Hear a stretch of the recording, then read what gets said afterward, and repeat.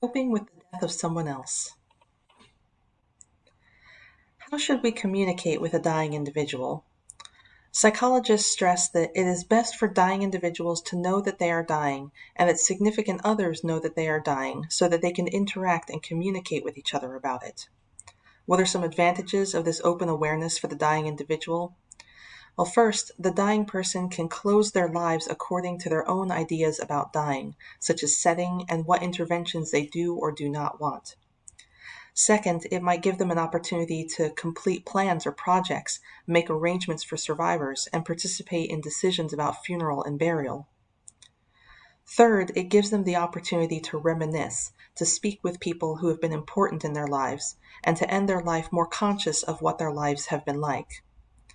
And finally, dying individuals have a better understanding of what is happening within their bodies and what medical staff is doing to them. Grief is the emotional numbness, disbelief, separation anxiety, despair, sadness, and loneliness that accompany the loss of a loved one. Yearning for the lost person and a persistent wish to have them back are important dimensions of grief. As time goes on, those feelings continue to come and go, but not always as strongly as when the loss was fresh.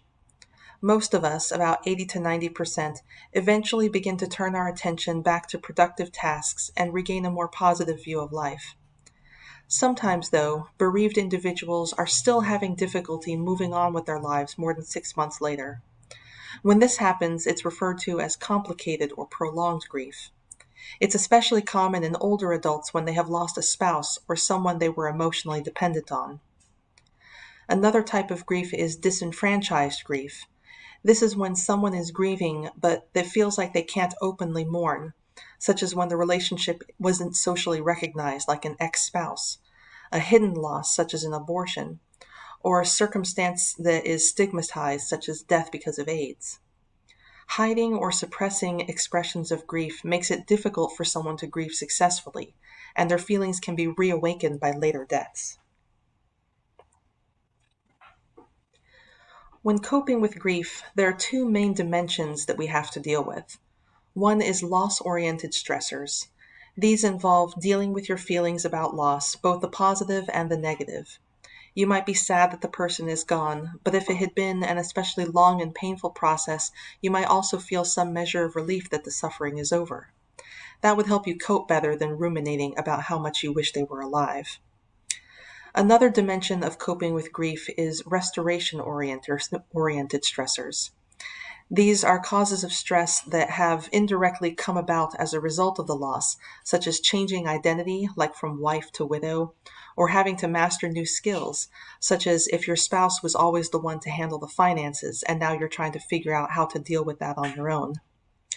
A recent study showed that when it comes to spousal bereavement, focusing on restoration-oriented coping helped people to adjust better than just loss-oriented coping.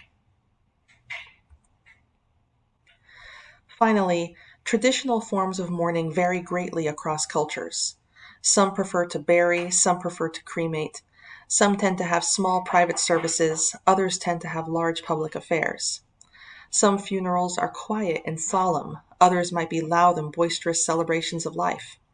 Some people are stoic, others might wail and sob. There's no right or wrong way to grieve, and no right or wrong way to mourn. We live our lives the best we can, and when people pass out of our lives, we remember them in ways that feels the most meaningful and natural to us. I know that a lot of us have had cause to mourn in recent years. Grief is a very personal journey, so don't feel like you have to experience or express your grief the same way as the people around you.